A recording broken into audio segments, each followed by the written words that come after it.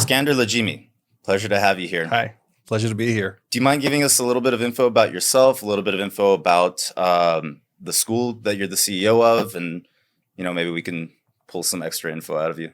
Okay. Well, you said my name is Skander Ladjimi. I came to the U.S. to open the French Conservatory of Music back in 2013, so I've been here for about 7 years. And now we have locations in Beverly Hills, La Jolla, Los Feliz, Pasadena, and Berkeley. That's impressive. This all happened in the span of time of like what? We opened the first branch in La Jolla in 2017. The next ones were in 2018, September. That was Los Feliz, Pasadena. And the last one was September 2019, Berkeley. Wow. That's incredibly quick for any business, I would say. So, I mean, that means it's going well then, right? I mean, I can't imagine you're opening all these locations and it's doing poorly. It's funny because when I came originally, everybody was telling me, oh, LA, there's tons of school everywhere. And if my memory is correct, I think there were like 800 schools in the area. Wow. And so people were like, oh, how are you going to compete with that? But my idea was we're not going to compete. We're just going to offer something different. And I was here for about 10 months, late 2011 till summer 2012. I don't want to go too much in detail, but basically I got sick in 2010. It changed a few things in the way I perceived life. I was heading in a quite different direction. I was working as a researcher in the Emirates at the time. I was developing writing techniques to harmonize Arabic music without changing the original tuning system and maqam system that they use traditionally in the music. Yeah, maqams are the type of scales. They're kind of half scales that combine that they use in Arabic music with quarter tone, things like that. And in essence, Arabic music is monophonic, generally speaking, or played in unison or in octaves. And it has its advantages, but harmony is not really something that comes naturally. And so my original mission in the Arab Emirates was to develop writing techniques to harmonize Arabic music, traditional Arabic music, but also to enable it to play on a bigger scale with larger orchestras. Because obviously when everybody plays in unison, you have a peak of frequency here. And all the instruments that have slightly different tones, different harmonics, which is what determines the color of the instrument. Okay. Like if you look at an EQ, you'll see that if you have a sine wave, you just do to just that peak. But the minute you start changing the shape, you start having harmonics like a triangle or a square or whatever. Okay. You see frequencies coming up. And so the difference between, for example, a flute and a violin, besides the attack and the sustained sound, the harmonics here in the EQ are different. And that's what makes our ear understand this is a flute or this is a violin. We don't hear every single frequency as separate notes. We hear them as a color. And then there's the main note, the peak, which is basically its pitch that we recognize. Now, you put enough instruments and then all those layers of harmonics start to get wider and wider and wider, and you start losing the peak. And so that causes the orchestras to drown. You actually, instead of increasing the power, you just make everything blur and muddy, and then it's becoming very difficult to listen to, just mud. Whereas in the symphonic orchestra and classical music, generally speaking, it's harmonized. So let's take something basic with 4 peaks. You have a perfect chords, do, mi, sol, do, for example. Okay, I'll say in English. Yeah, please do. C, E, G, C. Okay. You have 4 peaks. Of course, you have an octave, but you still have different peaks. So is that what you're referring to? Yeah, you have an arpeggio, a full chord, perfect chord, 4 notes. You'll have 4 different peaks on your equalizer. Now, with that, you can have 4 times more instruments, theoretically speaking, more or less, because each group of instruments will play different pitch, and so they're not going to overlap too much. So our brain can actually differentiate what it is. And so as a result, having a big orchestra with separation of the notes, then you can increase the power. And that allows you, for example, to add large percussions to them. Sorry, because you're going really, really deep, and like I know enough about music to be dangerous, but that's just like way over my head. So let me bring this back. Okay. When you say that Arabic music, not I don't want to phrase it that way, but you said something about Arabic music has trouble with harmony. Well, it's not just Arabic music; it's any traditional modal systems that don't use tonal scales. Okay. The notes within the scale don't. I'm sorry to cut you up, but can you give me a more like fundamental example, like on a, let's say, because I've heard a bunch of Arabic music, right? I'm Armenian, so we've listened to. Let's say you got a deblek like dum dum takata dum takata taka dum dum. Yeah. What other instruments are gonna blend and like muddy up the mix if you're trying to listen to that plus maybe like an Armenian duduk or like what is it about the instrument blend that is causing that mud? Well, you're explaining that. Sorry. So what instruments specifically are contributing to the muddying of? They would all do it. It's just a matter of how many you put. Generally speaking, a traditional Arabic ensemble, but that applies to Persian music or other types of modal systems. Once you pass 13-piece instruments, usually starts to get that blur. It loses its power, starts drowning a little bit. And that's why you said it's only for symphonies, really, where you start. Yeah, for big ensembles. If you have a quartet or a quintet or whatever, chamber music, that effect does not occur. There's not that many instruments to muddy it up. But if you put 120 strings playing in unison, okay. It just clicked in my brain. Yeah, all right. And you blend that with woodwinds or whatever, and everybody's playing unison. That causes issues. So is that a new, I mean, I'm assuming that's a new thing, right? Because traditional Arabic or Middle Eastern, let's call it, or Mediterranean even music does not typically include that many instruments, correct? No, because of that problem. Usually they'll have a 30-piece ensemble and then they'll have a small percussion section with it. And that prevents that problem from occurring. There's kind of a limit. But once you're harmonized, you take, for example, a full romantic symphonic orchestra. It can go up maybe to 120 musicians. We don't have that problem because we have harmony. And so we have separation. Now, let's circle back around to the French Conservatory of Music. Why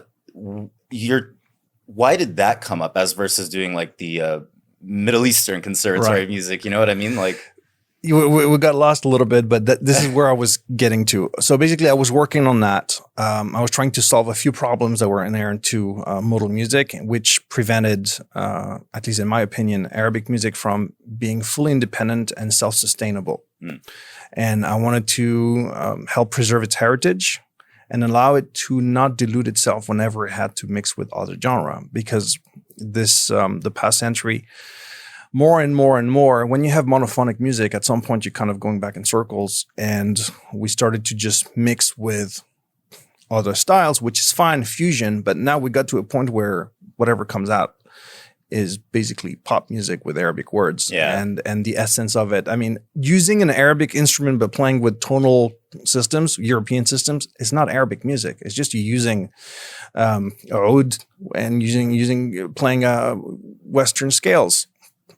So would you compare it to something like reggaeton in that sense, where that's not traditional like Hispanic music, right? That's just pop. Yeah, that's in the pop realm. Right. And so traditional music is kind of, the classical Arabic music is kind of disappearing because of that. And also there's the aspect of oral tradition, which obviously if musicians die before they could communicate their knowledge, well, it's gone. Or if they have the ability to do so. Well, yeah, sometimes you don't have anyone interested in learning it, and then it just disappears with them. And I went to museums over there where I found a bunch of instruments that I had never heard of that were there. Nobody knew how to play them anymore. We would have needed to do some research and trying to figure out how they were supposed to work and reintegrate them into an orchestra.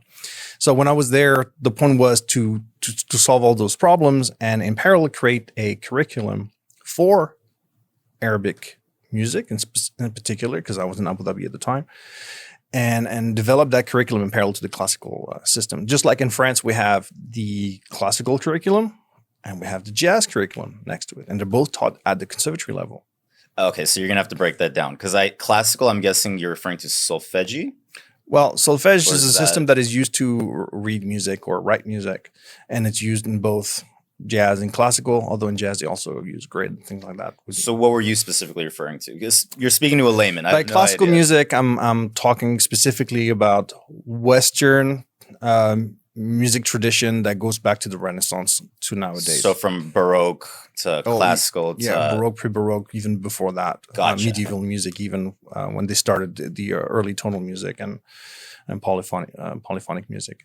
Okay. But all of that, and that was developed in the West, and that's what I meant by classical Got it. music. Now, jazz, which is a much newer style of music, which is very different, but uses a lot of the principles, but has developed into its own branch. Now it's its own entity in Europe, at least in France. We have two directions. Like, for example, you want to study piano for a few years. Usually you'll take maybe 3, 4, 5 years of piano before you can switch to jazz, because you just have to learn how to play the instrument before you start having fun and improvising and learning all those things. You need to know how to play the instrument. It's just like learning to speak before you do acting classes. Kind of important to know how to speak first, then you'll learn how to act. Well, so when you start studying the piano, first you learn the instrument, then you can continue in the classical way, which is usually that's the start. It's the classical curriculum. But then you can also switch to jazz and then take the jazz pathway. And those two curriculums are in parallel to each other, at least in France. What I wanted to do in the Emirates was to have something similar, but with Arabic music. And it turns out that in order to harmonize Arabic music and develop it in such a way that is usable without touching its traditional system, because otherwise you lose the identity of the music. Yeah. The complexity behind it kind of requires to study classical music, but not from a cultural standpoint, from more of a mathematical and physical standpoint. Yeah. And math and physics are universal. Doesn't matter. That's just universal. You apply that, you retain the cultural codes of Arabic music, and you have it written down. You train people locally to perform and understand their music. And then you open the doors to Arabic music to revive, to become self-sufficient. And then there's no risk whenever they want to make some kind of fusion with other styles, because the music is not going to dilute itself. It holds itself. Yeah, no, that's fascinating, because I mean, you spoke to it earlier, but that's definitely something I've observed in Armenian music as well. It just seems like, I don't know what it is. Is it the American style or whatever we want to call it? But the pop genre, I think, has just become so invasive. It seeps in and then just, in my opinion, my humble opinion, ruins whatever it touches. I mean, there's good pop music. There is. Objectively, I think there's good pop music. But man, the vast majority of it is just subpar. Like, it's 4/4. Here you go. Bye. Give me money, I think. I mean, they all have their place. But if you look at it from a foundational structure for a culture, I'm not sure that's the place for pop music. It's more entertainment, right? When you think of traditional Armenian music, you don't necessarily think of pop music. And the same thing happens, I noticed, with Persian music. A lot of the Persian music that comes out today, they're using tonal system, they're using pianos and drum kits and things that have nothing to do with classical Persian music. Maybe they'll have a string piece here and there that is played in the style of, and of course they're singing in Farsi and using a bit of the vocal technique, but a lot of it is basically, it's pop music. Arabic music is going through the same,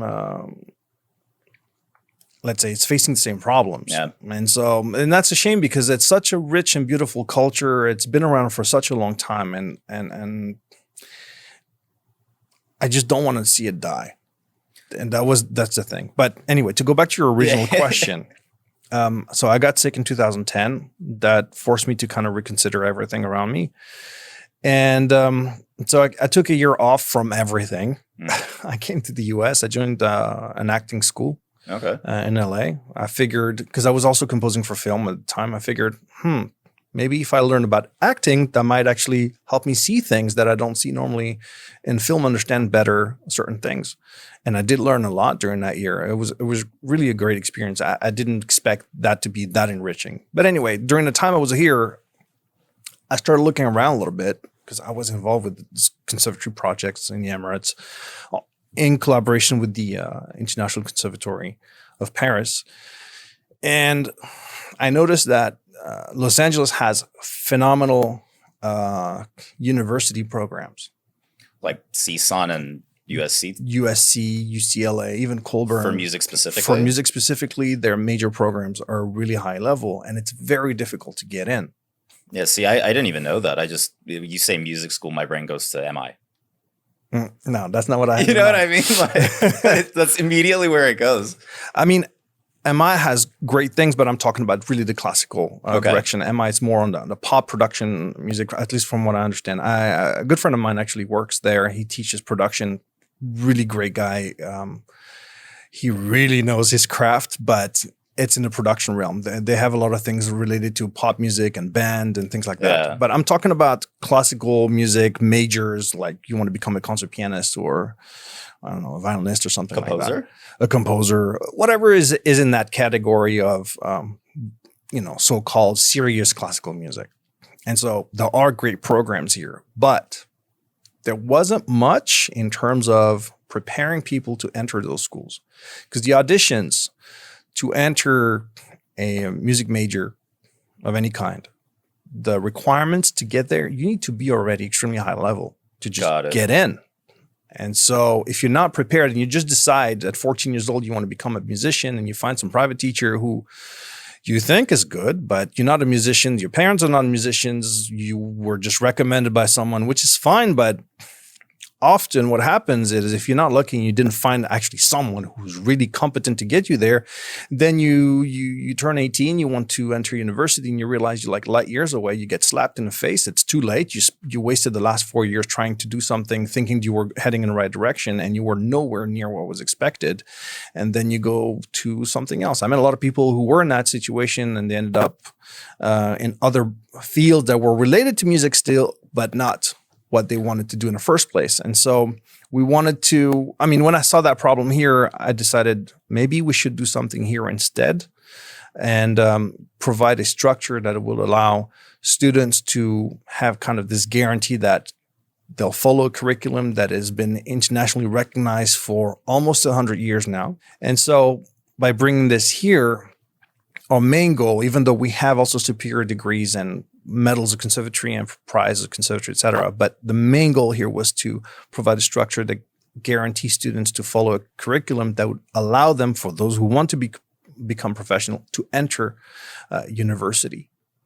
I mean, that's fairly laudable, I'd say, because I didn't even realize that was an issue. My assumption was that if somebody, and I don't know why I would assume that in retrospect, that's probably not the right way to think, but I assumed that if somebody's teaching, that they would have the competence to be able to do so. But I guess maybe it's another money game sort of thing where, hey, I'll make a few extra bucks. I know how to do do, re, mi, and that's it. Off you go. There is a little bit of that. There are a lot of good private teacher in Los Angeles. Don't get me wrong. The problem is when you're not a musician yourself, your parents are not musicians, how do you know the difference between someone who's really competent and someone who's pretending to be? Because I've met also some of those. And they're not necessarily the most expensive ones. I've met people who are really expensive. They charge a ton of money per hour. And oh my God, like the results. And I went to some of the auditions. I'm not going to give any names there, but some of the students, you could tell they were really working hard. It wasn't the student's problem. And the thing is, when you don't know, you can't compare anything. It's like, imagine, I don't know, you ate some kind of fast food all your life. You have no idea that certain cuisine exists. You have nothing to compare to. That's your reference point, right? And so that's the issue. Let me ask you this. Fundamentally, can you give me an example of what somebody that learns from a learned individual is going to do better than somebody that's learned from just some bullshitter? An example? Yeah. Oh, there's more than one. Well, however many you feel like. Give me half an example. Because I don't necessarily know. I would assume that stuff like do, re, mi is hard to mess up, right? So what would be some? You gave me this look like, no, it's not. Well, okay. Well, there are so many dimensions. Well, there are fundamental things that need to be built right away. Okay. That we've seen many students come to us that had 2, 3, 4 years of piano behind them or other instruments that came to us. And we had to rebuild them from scratch because they built on bad habits. Their muscles weren't shaped properly. They had no control over their hands, and then they hit the wall because they're limited. They can't pass a certain level because there are a bunch of holes in their foundations. Okay. If it's not taken care of right away from the start, then you're stuck. The muscle memory will build. It's like somebody that types on a keyboard by pecking versus somebody that learns how to properly, touch type. Pretty much. To some degree. I had to give you an example. I had this girl. She came in. She was 8 or 9. She's still with me. She's one of my best students. Wonderful. She got like a 19.5 out of 20 this year. Congratulations. Wonderful sir. student. She's good work ethic. Brilliant. Absolutely brilliant.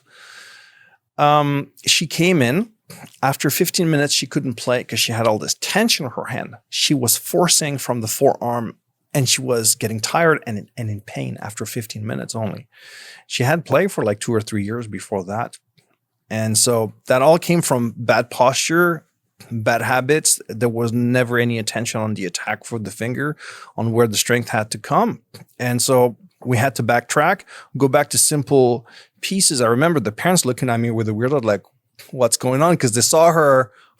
I had a student just before her that day. I remember I gave her this very kind of easy minuet, and the mom heard the younger kid playing that, and then she was, I mean, not that she was offended, but she was like, "What's going on here? Why is my kid playing that?" She thought she was They more should be playing Beethoven right now, you know? right? Yeah. And so it was just to bring back the attack in place, relax her forearms completely, and solve that issue. Because that girl couldn't just not play. She would get paralyzed in pain. I mean, imagine you want to become a pianist and you play 15 minutes, you're in pain every time. That's just no fun. You're just going to end up quitting. I can see it, yeah. Took 3 weeks to fix it. That was quick. That's it. But she had to deal with this for the past 2-3 years. And that's the problem when you have, I guess that applies in any field. If you're not receiving the proper information, you're not being, I guess, guided properly, you don't get the right structure for you to thrive, certain things can happen that are detrimental, actually. Sometimes it's better not to take lessons at all than to just study wrong and study wrong concepts and just have all those bad habits you have to get rid of. Have an adult student who had similar issues. I mean, you can ask him. The guy is absolutely brilliant. You spoke to him. I think he's a genius, obviously. He learned, I don't know how many Beethoven sonatas by himself, memorized. So he was playing by ear. No, he was reading. Oh, okay. He was reading, but I can't read. his arms and his technique like non-existent. But it's not his fault. Nobody told him. What was he playing with his elbows or something? No, but he's playing. I mean, his strength comes from his shoulders. He's playing like a gorilla. And you've seen him. He's like quite.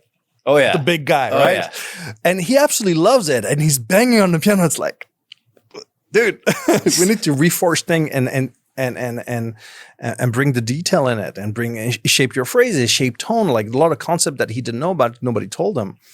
And we had to backtrack. At the beginning, he was very resilient. He was like, what the heck? I'm playing Beethoven sonatas. Why do I have to play this? Twinkle, twinkle, little stars. I brought him back to that minuet I told you about earlier. He was like, what the heck? I'm like, yeah, we're reforging from scratch. But now he sees his progress much faster. And the funny thing is, a lot of the thing he acquired since, even though we never touched the Beethoven sonata together, I don't want to do that with him right now. Yeah. He still continues messing with them. But he told me, oh man, I noticed this and see that. Now I understand this part in the piece. I can see the separation with the voicing. Oh, that makes more sense now. It's easier to play. I have more control, et cetera, et cetera. And so those things are very important to put in place right away. If you don't, you're just building on something shaky. Eventually will collapse. How much harder was it to teach this individual versus teaching that young lady? More difficult because adults usually are very opinionated. And so there was a lot of arguing back and forth. I mean, it was friendly. He knew I was trying to fix him, but kids are much more like, okay. Where adults are like, what the hell, Of course, once they start seeing the results and the difference, then it starts to click. Well, I mean, so what about physically though? Like, I mean, I would assume that a young child is definitely going to be more limber and maybe not have as much, maybe the muscle memory isn't going to stick for them as much. It'll be easy to teach them versus an adult. Or am I just thinking about this in the wrong way? It really depends on the child, depends on the adult. One thing for sure is that the kids don't have as much strength. Okay. The advantage of that is they don't necessarily use strength where they, like for example, with the adult, he doesn't have that much strength, pianistically speaking, in the tip of his fingers on the front. And so he compensated with his arms a lot and his body weight. And so to stop that, because there's so much mass and it's so powerful and he's a grown man, so his body is used to work a certain way. It's a lot more work than fixing someone at an early age. That said, even with kids, sometimes because they don't have any strength in the fingers, they naturally, and that's the same with everyone, they naturally try to compensate with the arm, with the wrist, and we have to fix that and rebuild the smaller muscles. Because naturally, when you try to do something, if you don't have the strength in one muscle, you're going to compensate with something else. Yeah. And so we just have to reforge that. The other problem with the kids is sometimes their hands is too small to do an octave for certain things. So we have to adapt their pieces because sometimes their level goes pretty fast and they reach a level where they can tackle certain pieces that you don't have the hands big enough for them. Would you just give them? Would you give them like a smaller piano or something? No. We don't change that because that's the standard. The hands are calibrated to that shape. Okay, got it. But sometimes we have to simply, for instance, if it's a piece that is imposed for the exam, it's part of the program for that level. There's that piece. Everyone taking that level has to play. Yeah. Well, if there are a bunch of octaves everywhere and they can't do an octave, we're going to have to cut a part of the octave. Student? Oh, cut part of the octave. Got it. Okay. Yeah. So we cut either the bottom or the top, depending on which hand it is, or depending what makes sense musically.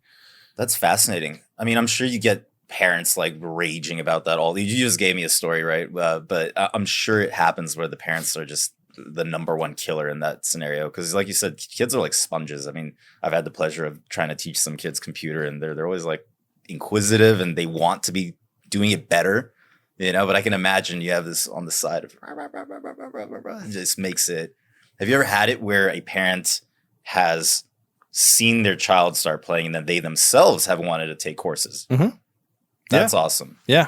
And actually a few of them. What we did at some point, because we have recitals pretty much every 3 months, although now with COVID, not much is happening. But hopefully things will come back normal. But what we used to do when we had that scenario would have the child play first and then the parent right after. Okay. Because usually we have an order from the youngest lower levels until the more advanced. And then when we have adults that play within the same recital who are lower levels, we kind of still put them towards the end so they're not next to a 5-year-old playing the same thing. But when we have the child-parent combination, we'll have them one after the next. And it's always been a fun thing. But yeah, we had a few parents like that who decided to join because they saw their kids doing it. And that's awesome. Yeah. That's awesome. It just goes to show that you're never too old to pick something up, What's funny is when the parents do better than the kids. Because I mean but the thing is they start to understand also what needs to be done. So it also helps us with the work at home because they usually have to practice a lot on their own and develop that independence. And when the parents actually understand what needs to be done, it helps.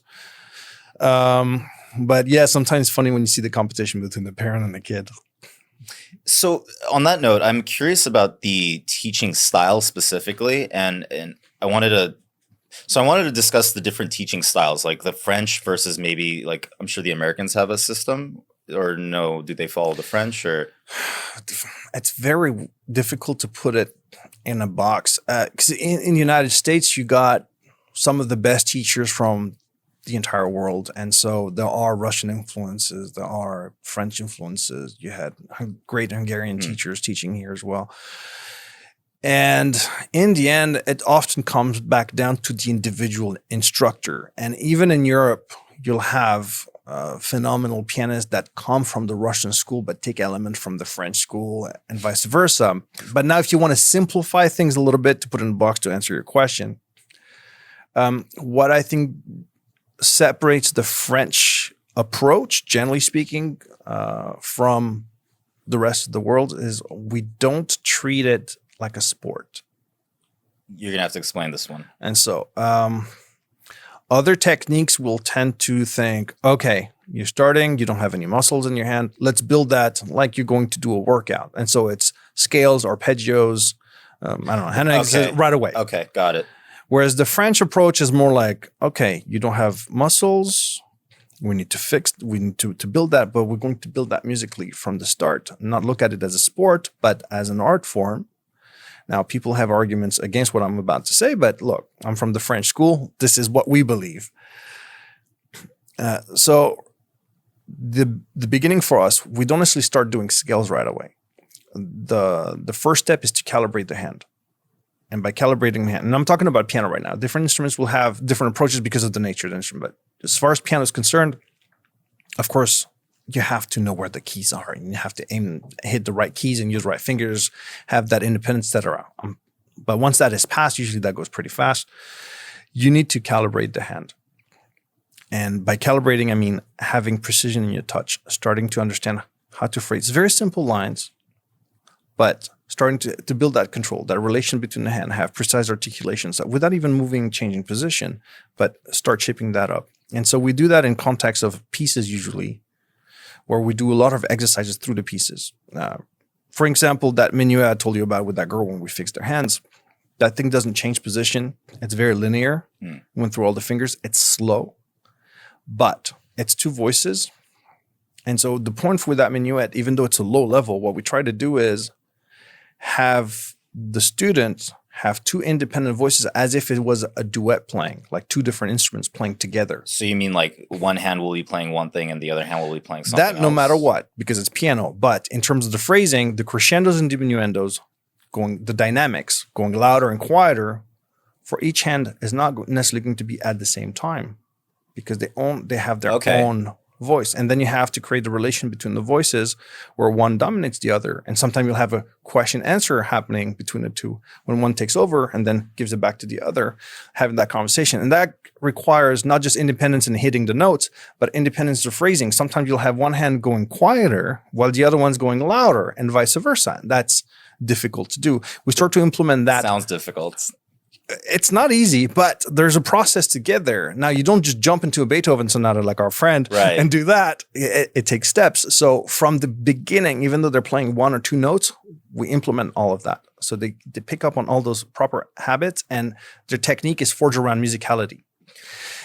One other key element in our technique is that as they're doing that, because you want to go a bit louder, but then you put too much strength, boom, it explodes. Or you're trying to go quieter and then there's no sound, right? You have to find exactly the balance to get the sound you want. But also you need to calibrate the expectation. You need to hear in your head what kind of sound and tone you want and have that translate to your muscle so that when you attack, because with the piano, that's all you have is the attack. You can't just fix it as you go like a violin. You need to have that go through and translate into your muscle to have exactly the tone you want, and then balance that in context against all of the other notes in the phrase, for example. So we start with that right away so that they develop a technique that is musical from the get-go. Once their hand is fairly calibrated and they have that level of control, then we'll start reinforcing the proper posture through scales and arpeggios and other exercises. One thing that is, I think, crucial with our technique is that basically a very simple, fundamental concept to understand. The keyboard and the piano, for instance, they're the same across the board. It's a standard. It's international. It's a standard. It's been set for probably 100 years or more. But everybody's hand is slightly different. Yeah. Right? We don't have the same proportions in the fingers. We don't have the same shape. We don't have the same angles. Our ligaments don't move exactly the same way. And so there are small variations. And so there isn't one size fits all in terms of technique where you just bang through it and eventually you kind of force your hand into shape. Right. No, it doesn't work that way. So if you take that into account, the only way you can calibrate the hand and find the ideal technique for you is to let the sound calibrate your hand. What I mean by this is by searching a certain tone, putting it into context, that search process of matching that sound that you're looking for and being able to repeat it in context systematically of course, with some guidance, because you don't want to do weird things like that. But that search will force you to use the proper muscles, because if you don't, you can't get the sound you want. Finding that sound forces you to have the right motion, the right movement. And by continuing that search and continue practicing that, eventually you build the perfect technique for you, for your hand. And then the sky's the limit, because whatever you think here translates here. I'm inclined to actually think that's a better system. I mean, like I said, I'm a layman. I don't really understand all that much, but I do know that my ear is like, it's pretty good. Like I have a good ear. I know I can like hear something, and then with enough trial and error, I can do on the piano something, right? Obviously, I have no fine motor controls like you're talking about developing, but it's one of those things where, if I hear Beethoven, like our friend we were talking about, I can probably play Beethoven. Right. But what I'm curious about is, like you said, there's different schools. There's the French school. There's the other one. What more fundamentally, like if I wanted to learn, let me rewind the tape because it was confusing me. I had a music theory class that I took, a 101 at a Valley Community College. Mm-hmm. And there were a bunch of Armenian ladies in the class, and they were mentioning that there was a different way. It's solfege, and then there's another way of like learning the actual notations. Yeah, the notes. Yeah, like is that a factor that comes into play, or is it just like it's to some degree? Yes, yes and no. There are three systems, really. There's the solfege system with what they call here in the U.S. the fixed do. Okay, where do is all where C is do, do is C. Right? Got it. And that's fixed. There's the ABC system that is used here in the United States. A is La for us, B, C, D, E, F, G. Right. It works really well for theoretical work as well. Although the Do, Re, Mi, Fa, Sol, La, Si, Do system works well too, but ABC works in that sense. And then there's this new thing that was, I think, created in the United States. I don't know if it comes from jazz. I'm not so sure. I actually learned about it when I came here. I had no idea that existed. It's called the Movable Do, where basically Do is assigned to the first degree of a scale. So for instance, if you are in G major, G, that it's the right? do. So G is do now. Okay. If you're in C major, now C is the do. And so that's the movable do. The first degree is always do. It has its advantages, but we don't use those systems in Europe. We only use, at least in France. In France, we use Do, Re, Mi, Fa, Sol, La, Si, Do fixed. And the reason for that is that allows us to always associate the name of the note with its pitch. And for people to have perfect pitch, that's quite important. And I know a lot of French musicians, some of them work for the French Conservatory, and they did come here to get their PhD at UCLA, for example. They had to deal with that movable do, and they have perfect pitch. It was a nightmare because they're hearing sol and they have to say do. And they're like, what the heck? Yeah. And so that was problematic for them. So that's one thing. The other thing too is like different tonalities have colors. So if you're in G major or an A minor or whatever, the color is going to be different. Let me take a better example. Yeah. C major or G major, they're both major scales, and yet they have slightly different color.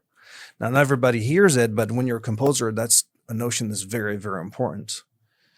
And so when you think your music with a movable do, you kind of get rid of that aspect. At least that's my opinion. And I'm sure you can find people who will debate that and disagree completely with that. But in my experience, that's what tends to happen. It's a very practical system for transposing.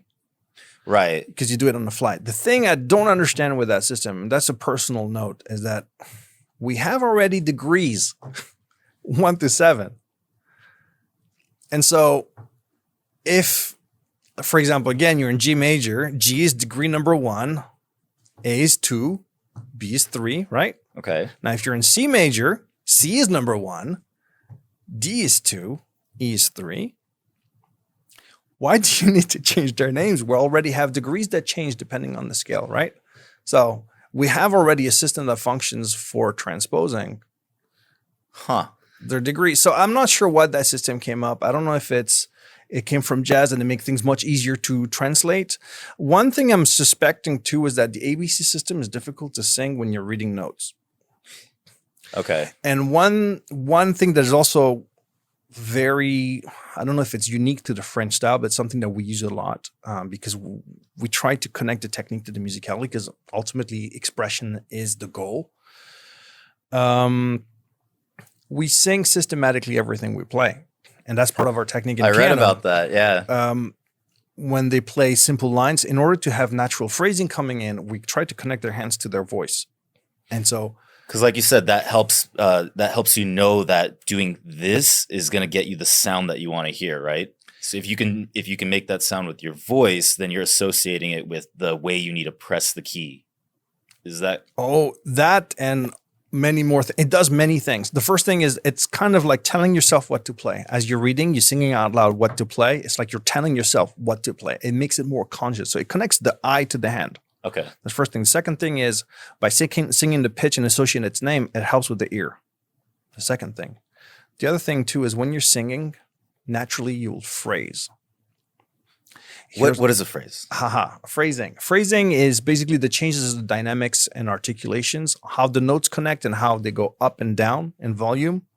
I'm simplifying a little bit, but that's basically in essence, it's the expression of the music. Okay. If you play a bunch of notes at the same velocity level, same loudness, like a robot, it's not really musical. It just sounds like a machine, right? Now, if you add the phrasing, you add the dynamics, you add the direction to your musical phrase, then all of a sudden it becomes musical and it makes sense. And now it's pleasant to hear, and that's where the expression is. Okay. Now, here's a fundamental concept that is important to understand, I think. And yes, voice teachers will say, yeah, but with technique, you can go against it. I'm not talking about a trained voice. I'm talking about the natural abilities that we all have. The voice is the first instrument of humanity. I think before we started crafting objects, that was there. We were making noises with our vocal cords. And so if you listen to anyone sing any type of music, melodically singing a phrase, a little motif, anything, naturally, as you go up in pitch, you'll tend, and it's very small, it's very subtle, but you need a little bit more air pressure to get that sound.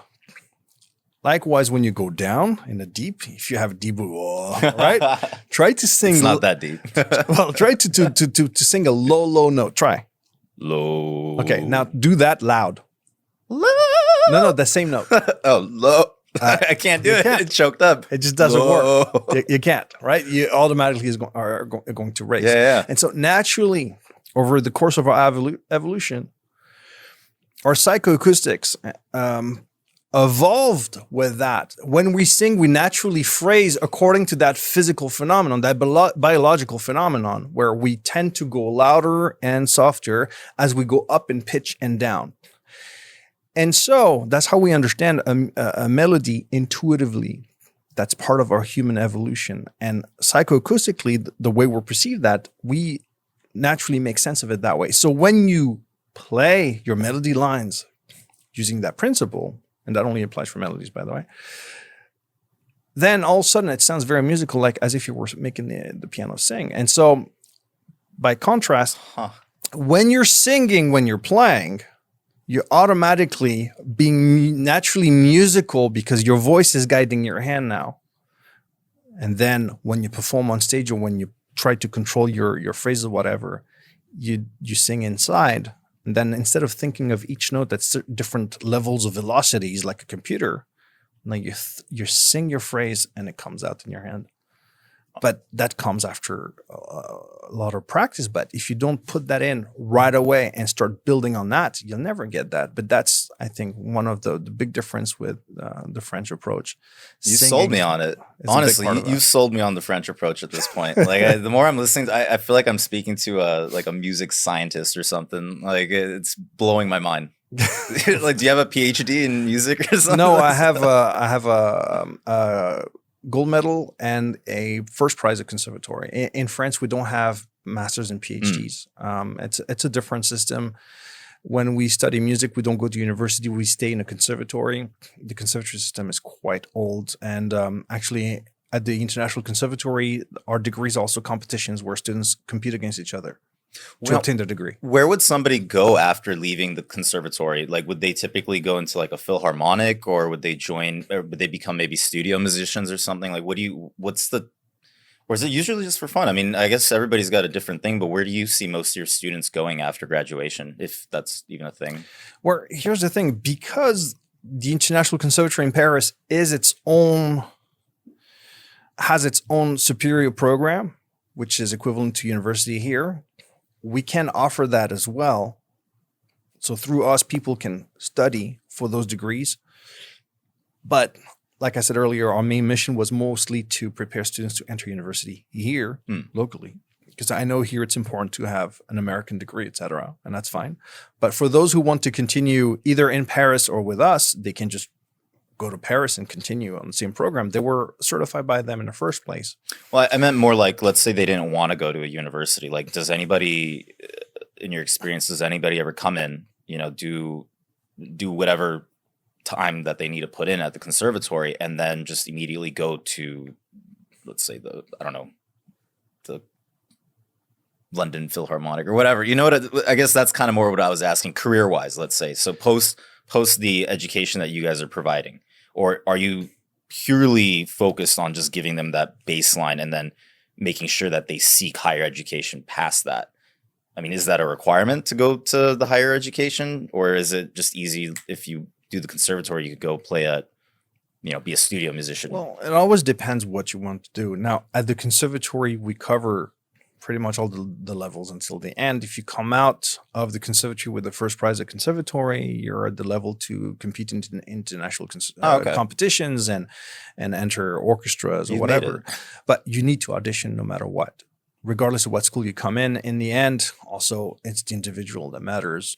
How do you perform? How do you play? Because, you have some phenomenal musicians that come from schools that are not necessarily as famous, and you have some musicians that come from very, very famous schools, and it's like, huh? So in the end, it's not just the reputation of the school, although the school is more of a guarantee that you will receive the proper education, but still it comes down to the individual. But some people join the conservatory because they just want to have a good musical education. Just like when you go to school, you study math, doesn't mean you're going to become a mathematician, right? But it's kind of important. It's part of your general education.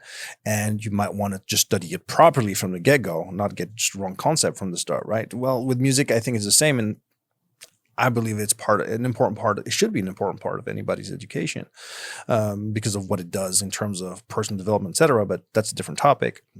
Those who come to study music, you might as well want to study it properly and really develop your skills to the maximum of your potential and really become the best musician you can be. Whether you want to become a professional or not, it's not really relevant at that point. Now, that said, for those who enter and decide later, oh, actually, that's something I really want to do and pursue, it's still an option because they'll receive the proper education to start with, and then they can continue and pursue it, and then either enter university or finish even with us.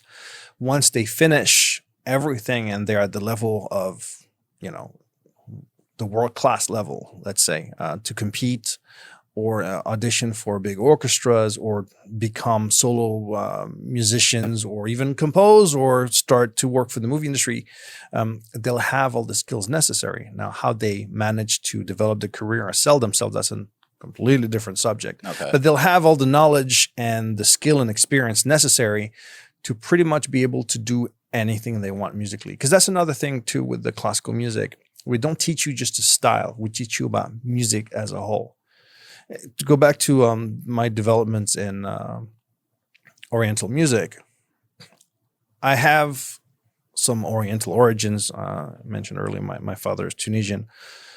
And so I had some understanding, I think, of what Arabic music meant, culturally speaking. But regardless, it's still my classical education that allowed me to understand the mathematics and the physics behind it, which led to those research to become fruitful. And so classical music didn't just teach me classical music. It really taught me music as a whole. Whereas if you just specialize in rock or punk or whatever, then you'll be in that little niche and it's very difficult to get out of it. And you see a lot of composers that were formally trained, they can compose pretty much anything you want. And then when you have a client who needs certain types of music to illustrate whatever moment in the film, it's usually a safer bet to hire someone who knows what they're doing than someone who's just very good at one style. Usually those are going to be more for the kind of placement for the band music that you put here and there for the right, but not necessarily something that is going to be written specifically for a certain subject. Let me ask you about EDM specifically. I'm sure you're familiar. The way that producers nowadays, let's. I'm not talking about the that stuff. Forget that stuff for a second. Let's say like the trance that came out of the late 90s, early 2000s, where you're listening to it and you can hear 10, 15, 20 different instruments in like one 7-minute long composition. In my opinion, I always thought that any of those guys that were on that level of being able to compose a piece like that and bring you up and bring you down and bring you back up and down again were like the modern day equivalents of some classical composers maybe. And I'm not saying this to say that they're on that same level as like both Beethoven or Bach or anything like that, but it always fascinated me how that translated over, because typically you would have to have a conductor, you would have to have all of these different musicians in the same room. The conductor needs to guide the flow of everything, right? But this one guy can sit in front of an engineer's terminal, pull up his MIDI, pull up maybe some other instruments that he has off on the side and compose like a 15, 20 piece thing. And it's always boggled my mind, like the composition, the arrangement, everything done by one guy. Mm-hmm. Is that something that you think is like, I guess what I'm trying to ask is like, do you think that that's something that's on the same level? Like, where does that fall in? Because it seems like the classical thing and, standard music is becoming very, not obsolete, but it's getting pushed into the background a lot more. A lot of it's digital now. A lot of it's just, like you said earlier, drum machines and synthesizers and whatnot. And I don't think it's going to go anywhere. If anything, it's probably going to pick up some more. So, I mean, is it worth teaching people, just inherently teaching them like, hey, this is how you compose. This is how you arrange. This is how you, like you were saying about the harmonics of the instruments. This is how you make sure that you separate all of these things so that they don't sound like one instrument, like, yeah. So my question is, I guess, like, fundamentally, do you think that it's worth teaching people the ideas of how to compose, not just the ideas of how to play an instrument,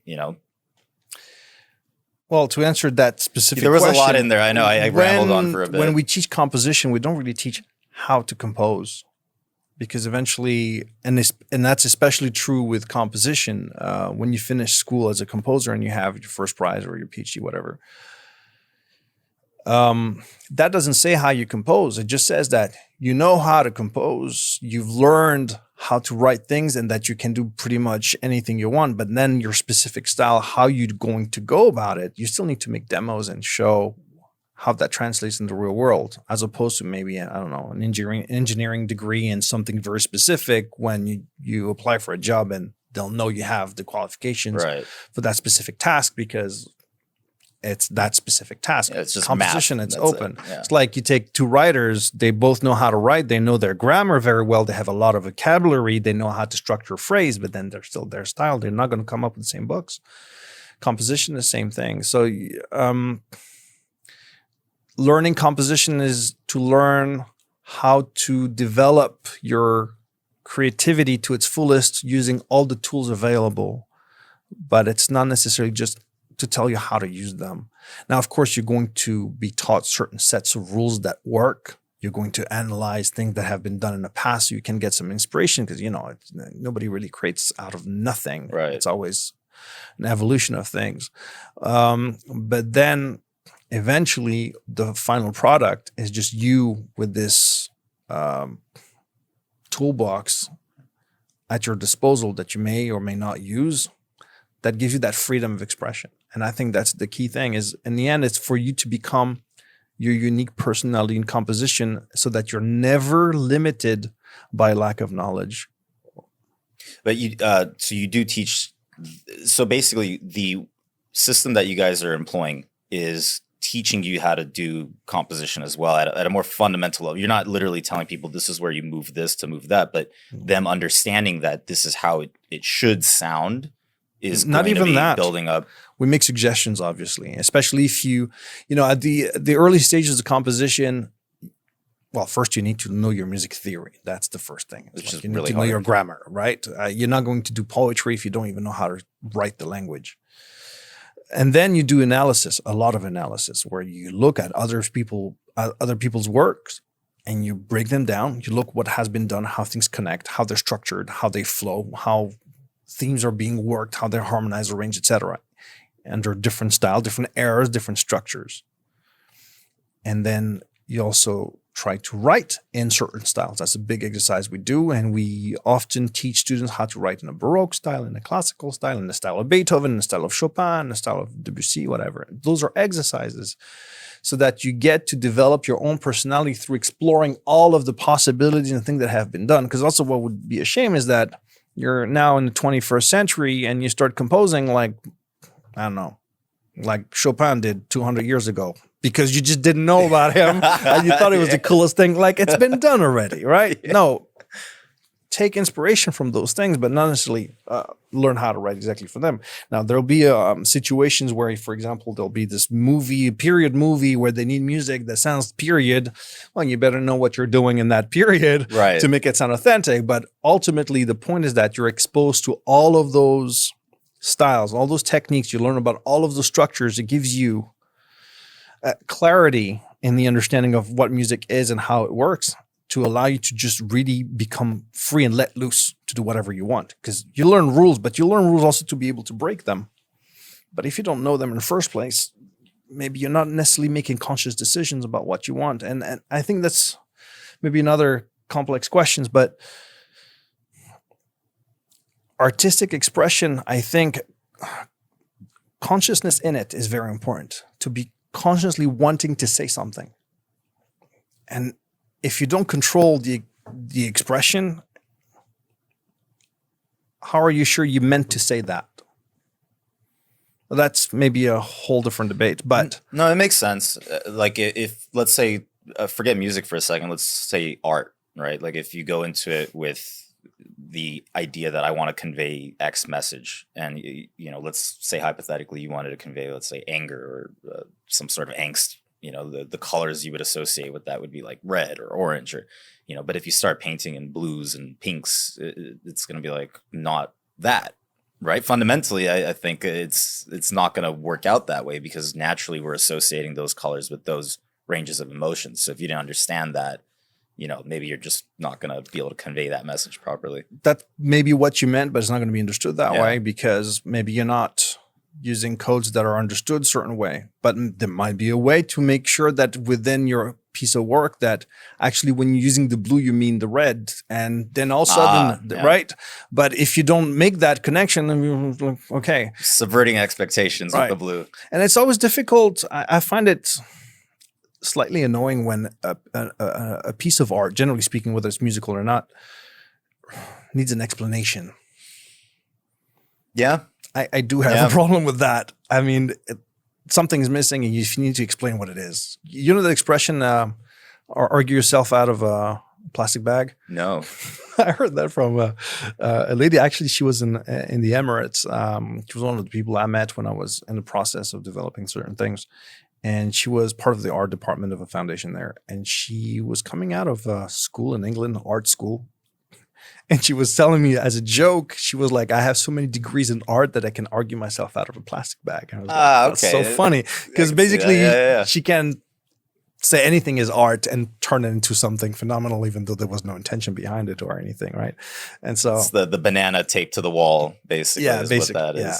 That's hilarious. But the thing is, when you have knowledge, you know what you're doing, you understand the craft and how it works and how everything can be put together, then you can also deconstruct it and you can decide not to use any of that, but then everything is intentional all the time. And so I think that's where we have a true artistic expression from the artist.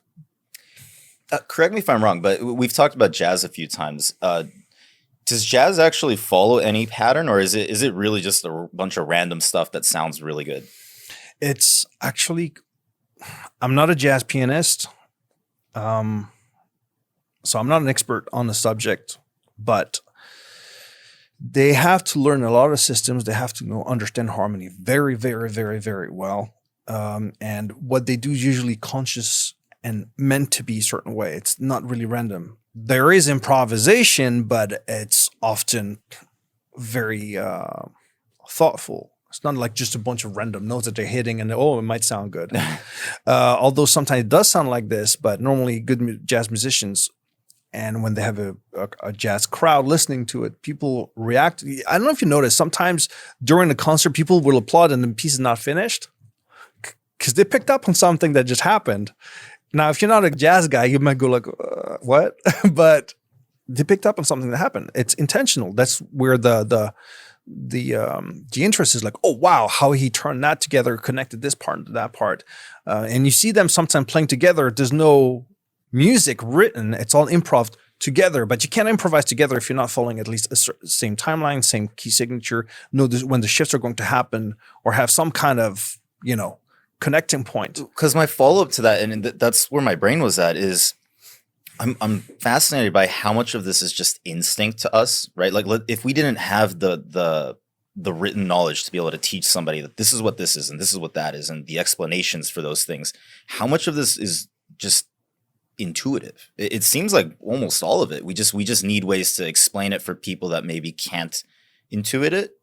I mean, does that make sense? Like, because like we were saying, there's people that have the talent to be able to just like listen by ear and be like, oh, okay, I hit this note, blah, blah, blah, blah, blah. But then there's people that it's never going to happen. They can't make that connection for whatever reason. So it seems like it's something that we all just sort of have, but it's to different degrees, and it needs to be sharpened to different like fineness or something. It's a contentious statement, I know, because well, I think the way to look at it, in my opinion, one way to look at it that I think really makes sense is that when you're learning a musical instrument, whether it's jazz or classical, whatever, think of it as a language. When you speak, you don't really think. You're improvising, you're making sense of sentences, you put them together and mix and match. But if you didn't have the knowledge of that language, how it's structured, how it works, how to put words together, you wouldn't be able to speak it. It makes sense. Right. And so learning the musical language is the same thing. It's a language. You need to learn the grammar, the words, so that when you speak it, you make sense. Now, jazz is like a free spoken flow thing often, but it still has a structure. It has a grammar. Whereas often written composition, classical, pre-established written, I guess you could compare that to poetry. It's already pre-written, then you can speak it. And but they still both follow the same grammar and structure if they're right. They're from the same language. Yeah. No, that actually makes sense like that. I mean, I guess I was just my brain went to we're cavemen and we're sitting there with a bunch of sticks and hitting them on the rocks, right? Like my thought would have been that duck, duck, duck, duck, duck, duck. Like you'd start to make these patterns in your head, even though you have no concept of why it's a pattern or what you're doing on a technical level. Like you would still intuitively know, like, hey, wait a minute, what is that? Probably over a very long period of time. Because it's funny because you see in the evolution of music, there's a correlation with the evolution of culture in parallel as well. So there's certain notions that that are acceptable now, for example, that were not back then. Electric guitar. Oh, even more fundamental than that. Like in jazz music or even in contemporary music now, often you'll finish on the leading tone and leave it as a question. The leading tone is in a C scale, it's B. Okay. Okay. That's which leads to then conclude to C. Ta-dum, for example. Okay. Got it. So for instance, it's conclusive, right? But you can stop there. And I remember in music history class, Debussy apparently once performed and finished on a leading tone, and it was an outrage. People were offended. Seriously? Yeah. It was on the newspaper. It was like, how dare he? Did he mess up? Or like, he's not finishing his chord. He's not like resolving it. Like, what is that? And now it's so common. Like, you just leave a question open and that's it. And no big deal. Nobody cares. And so, yeah, there's that. To go back to your point earlier too, with the intuitive thing right, and electronic music from the 90s and 2000s, etc. I've always asked myself, like even with bands, some of those rock bands who write those amazing hit songs, right? And they have this intuitive, I don't know if you can call it knowledge, but intuitive. It's like soul almost. Yeah. I don't know how else to put it. Things just make sense to them intuitively. The question I've always asked myself was, what if those guys had actually learned the grammar of that language as a whole? What else would they have to come up with? Because if you can come up with that based on just your intuitivity and nothing, basically, if you had all this knowledge at your disposal, all those tools, what would you do? That's often a question. It's very fascinating to think about because I mean, it's popped up so many times in history. I'm sure there were classical composers that had no formal education that just came out the door, just playing something at some point, right? Maybe they picked up the education later in life, but just out the door. I don't know if that's true. Because the problem with classical music is there is a code and there is a part of it that you calculate. When you write harmony, it's just not random, and it's quite complex. Might be wrong. There might be an exception, but one person. I know there are some self-taught musicians who analyze the music of others and read books, and they were not told how to do things, but read. But it didn't just come out of nowhere. Yeah. Especially, back in the days, people didn't have internet. There was no recording of anything. If you wanted to listen to music, you had to be at a theater, have access to a theater, or have some kind of chamber music event at a palace somewhere. It was usually the church or the kings or the aristocracy that had access to music, and that was it. Or you had like the street music, but that was not really part of the same realm. They were using a different system. There were usually modal systems like medieval music, like the minstrel, things like that. But it was difficult to have access to it. So if you rarely even hear about it, barely heard any classical, music, and have access to no books, the chances that you come up with that on your own, I think it's very slim. We are today at a point where we have inherited 400 or 500 years of music history. And during that process, we had like great minds like Bach and Mozart and Beethoven, etc. And even themselves couldn't reinvent all of that within their lifetimes. They're just contributors to that whole thing. So don't leave Vivaldi out. Come on. Honestly, he's become my favorite. Vivaldi? I stumbled across it, was it a year ago? And then I started obsessing. He's quite metal, I have to say. That's exactly why I like him. He's really metal. And for that time period, it blows my mind. Yeah, no, he was quite. He probably painted his fingernails black and stuff. And I don't know. He walked around with like torn jeans and like. All the jeans didn't exist yet, but maybe he had like torn pants or something. He was a time traveler. Yeah. I'm convinced at this point. On that note, who do you actually think was the most, that's not a fair question to ask. Like which classical composers do you think were the most influential on modern day music? Depends what you mean by modern day music. There's so many different branches in parallel. Yeah, I know. It's a tough one. Different. Let's just say in general, like who do you think the most influential were? It doesn't have to be like specific. In regards to pop or rock or? Yeah, I don't know enough about this to be able to put it that specifically. But let's say rock. Sure, let's go with rock. Because it seems like rock has more of the same than like pop would, right? Maybe I can answer that question in reverse. The most rock or even metal musician besides Vivaldi, I think, in terms of its power, and therefore that might be the one that influenced the most, although I'm not convinced that all the rock musicians necessarily listen to them and go like, oh, that sounds cool, let's do a song with that. But maybe Beethoven might be the most rock. But, even in jazz, you have influence going back to Bach. They use tonal music. There's certain things where notes connect that could be traced back as far as that. So again, they all contributed to the evolution of things to what it is today. It's very difficult to pinpoint just one of them being the most influence. Right. So, yeah.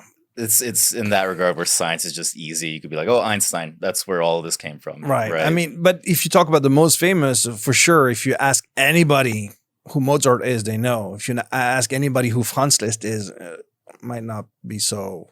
Even though in the classical world, Franz Liszt is like everybody knows who he is. I don't know who that is. He was a great Hungarian composer of the 19th century. He lived in Paris. He was a friend with Chopin. A virtuoso. Apparently he had huge hands. He could huge. Why is that? Why you've got to point that out? Maybe he was self-conscious about it. No, I don't think so.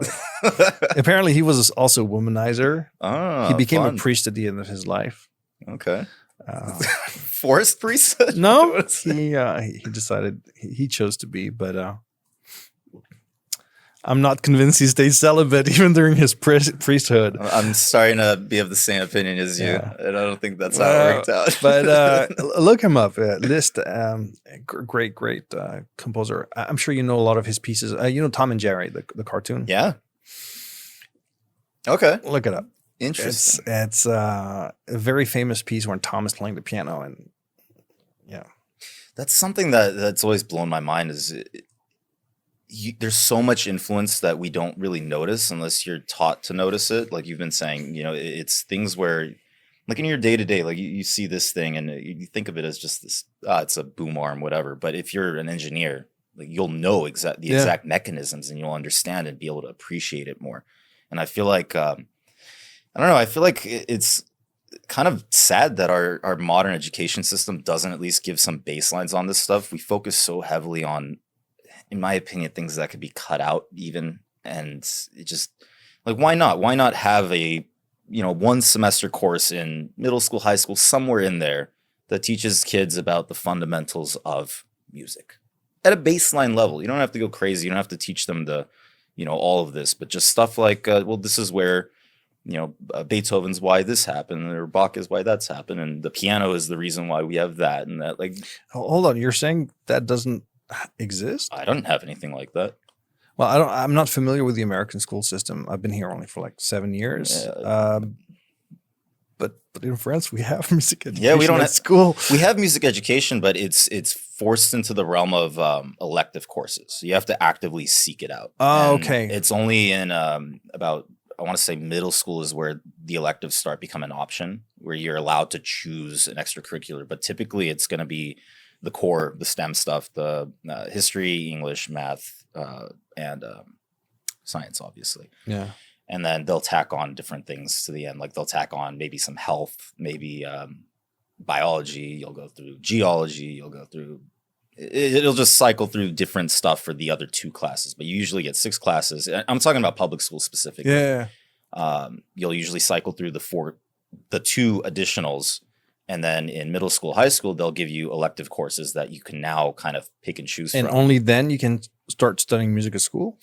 As for me personally, I didn't have a music class until high school. Wow. Yeah. By that time, if you decide to become a musician, it's kind of late. Class. Yeah. There's always like band and so band is there, right? Yeah, but it's as far as I'm aware, it's not a class. For us, it's mandatory until 9th grade, and then they stop it. Wow. And we have art class in parallel with that. I don't know, maybe it changed since I went to school, but it was a case for me. And we were playing the recorder, and everybody hated it. I played boring, the recorder. It was mandatory. And yeah, they spoke about all those things. Of course, at the conservatory, it's much more in depth. They just scratched the surface. But even my dad, who's a captain pilot, he's not a musician, although he picked up on the violin 2 years ago. Nice. He knew how to read at least his treble clef since he was a kid because he learned at school, like regular school. And so, I remember doing the recorder. That was in elementary, I want to say. Yeah. So you have something. I don't think it was a specific class for that, because elementary is, the way it's taught here is completely different. You're in one room. Yeah. You have one teacher, that's your teacher. You don't have a science class, a math class, or anything like that. It's just, this is your classroom. Right. And then if your teacher or whatever the curriculum was that they're going through, like if that happened to be a part of it, then it would be a part of it. But my thing was, I remember the recorder being taught, but it was like I was saying, it was maybe 1 semester we did that in elementary, so 6 months, let's say. Yeah. And that was it. But we weren't taught how to read sheet music or anything advanced. Like it was I think it's called tablature. Is that what it is? The dots. I don't know how to read that, but I know for guitar they use that. Jazz guitar. It was something like that for recorder. I remember it wasn't on the. It wasn't on a staff. No, it wasn't because I don't know how to read that. I don't know what to tell you, man. No, I'm pointing out that it's tragic. We should be teaching kids music. It should be part of it. 211. Yeah, you know. I mean, I think it's as important as math and English and other branches. I mean, it's the connector, right? Outside of mathematics, it's the one other thing that is universal for humans. It connects us just fundamentally. Yep. You know, two people from completely different backgrounds and places can share the love of the same exact piece of music and, you know, be able to put everything else aside and enjoy that. But if you look beyond just what we think of music today in terms of how it connects us,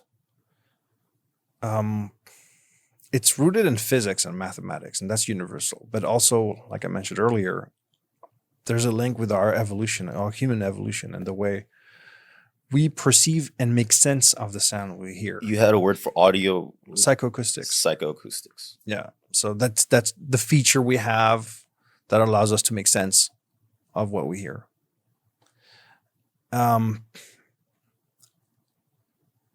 pretty sure a different species with different circumstances would have completely different cultural codes on its music and the way it understands, I don't know, melody line, if even they had melodies as a concept,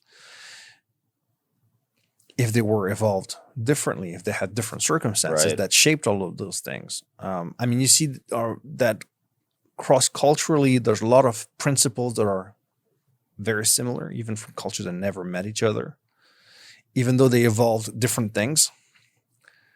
But it's still linked to our evolution. I remember seeing a few years ago, they had done some experiment on the psychoacoustics of cats. And they tried to compose music that would then appeal to cats. And I don't remember what the number was. I think it was something like 70% of them were having a positive reaction to it. And so that's impressive because they're very solitary creatures. They don't like sharing and being Yeah, but see, once you start hitting things that make sense to them, all of a sudden they can resonate with it, and then you grab their attention. And I think with humans, a lot of that occurred in our evolution as well. Just like, for example, something that's universal, we usually tend to associate deep bass sounds with danger or heavy things, where the little chirpy little flutes in the air, not necessarily. That maybe could relate to birds. Yeah, spring and like brightness and light. And so there are things that are across culture are perceived the same way. They mean something very similar. And so I'm sure there's something to do with the way we evolved there. And then we codified all that and turned it into expression. But why does it make sense to us? It's so abstract. It's just a bunch of frequencies. And yet, emotionally, it makes sense. That's the soul thing, I think. That's what that component is. You know, I don't have a better way of describing it. I'd love to meet somebody that could describe it to me better, but it's something that you just intuit. It clicks, or it doesn't click either or. But I don't know. It blows my mind to think about it. You could go down this rabbit hole. You really can, because like you said, if we didn't develop our vocal cords the way we developed them, if we didn't develop our ears the way we developed them, we might not be hearing music the way we hear it now. We might not be playing music the way we're playing it now. It could just be doop, doop, doop. Yeah. There could be something like that. We're like, oh, that was an amazing song. It's incredible. Although there's some music out there like that and people who react that way to it. So I don't know. Was that a pass at dubstep or something? What was that? No, actually, I like dubstep. I'm a big fan of Skrillex. The first time I heard his music, I was like, this is so brilliant. All right. That's kind of awesome. Absolutely brilliant how he kind of brought something completely new. Nobody thought music that way. And it makes sense. And it's well put together. It's well built. It's amazing. Absolutely amazing. I never would have thought that. Oh, I love Skrillex. It's the first time I heard it was in 2011, I think. Okay. and I was like blown away. Was this Cinema? Was this big one from back then? I don't know. There was this one with this alien in there, and there's another one with the Santa running around. I don't know. It's a weird thing, but the music itself was really, really well built. He did something. I saw some YouTube videos where they used some footage from the Transformers, but kind of dubsteppy with his music in the background. He had a formal education, didn't he? Because I know that he plays guitar as well, because I saw him play with the band Korn. I saw them play live, and he was on guitar just shredding it up. I don't know that much about his personal background. All I know, or think I know, I mean, what I was told, it was that he was a singer, I think, before. He was part of a metal band, and then he went electronic. But that's all I know, really. I haven't really followed him as a person, but his music, like, respect. Like, that's cool, really, man. I honestly did not amazing. expect it. Sorry, that was my bad. Sorry. We go from classical to dubstep, and it's, okay, cool. What about hip hop? How about that? Hip hop. It really depends on the hip hop. So I'm gonna go with 90s. Well, the way it was done, at least in my understanding back then, is very different from the hip hop Completely different. made today. It was a lot of sample based, a lot of things taken from old vinyls from probably the 60s, 70s, jazz lines put together. Very, very, very ingenious. No, what's the term in English? Ingénieux. I don't know how to say that in English. Say it in French. Ingénieux. Love it. It's like, let's go with that one. It's like to take all those parts and bits from different things and put them together and make a whole new piece that is coherent and holds itself together. And then on top of that, then add poetry to it. The whole concept, I think, is brilliant. And the fact that it was done using different samples, nobody had ever done that before. Now, hip hop nowadays, everything seems to be synth generated. Yep. And it's also a craft. I have also a lot of respect for sound designers because it's not an easy thing to get that right sound with that right power and to blend everything together in such a way that it makes sense and that,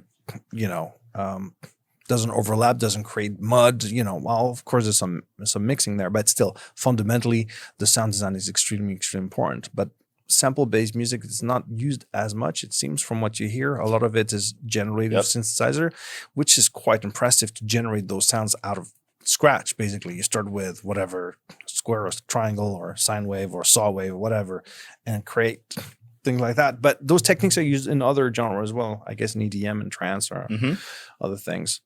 It's the same thing I was saying, though. I feel like, and you hit the nail on the head, it's technically brilliant. It really is, the ability to be able to conjure that out of thin air, but it's missing a component. I feel it's that soul component, that emotional component to that sound that, you went off the square root of triangle or whatever, like you said, but it's missing something. It's like when you hear an actual real life piano and then you hear a digital piano, a synthesizer, it doesn't have the same resonance in here or anywhere like that. It's just, I don't know. Maybe it's me that is misinterpreting that or something. Or there's also a difference between being in the room with that piano and then listening to that same piano recorded through some speakers. You're not going to get the same physical sensation as well.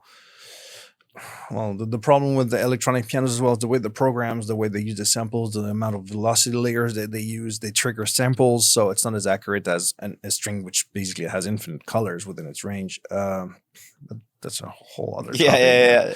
But to go back to hip hop, I haven't been following it that much. I don't know what's going on right now in the hip hop scene. Nothing good. I don't know what to say about it. Forget about it then. I'm sorry I brought it up. No, it's fine. I regret bringing it up now. I was more familiar with the metal scene back in the days.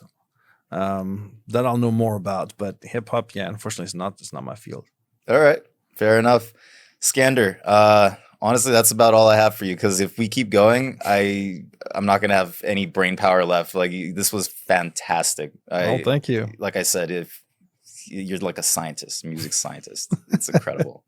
Thank you for having me. I'll have you again if you like. When I have a chance Sure. to reset the brain, All right. I'd love to have you Anytime. on again, or any of your students or whoever else you want to bring on. No problem at all. Okay, sounds good. Do me a favor. Yes. Where can people find you? Where can people find the school?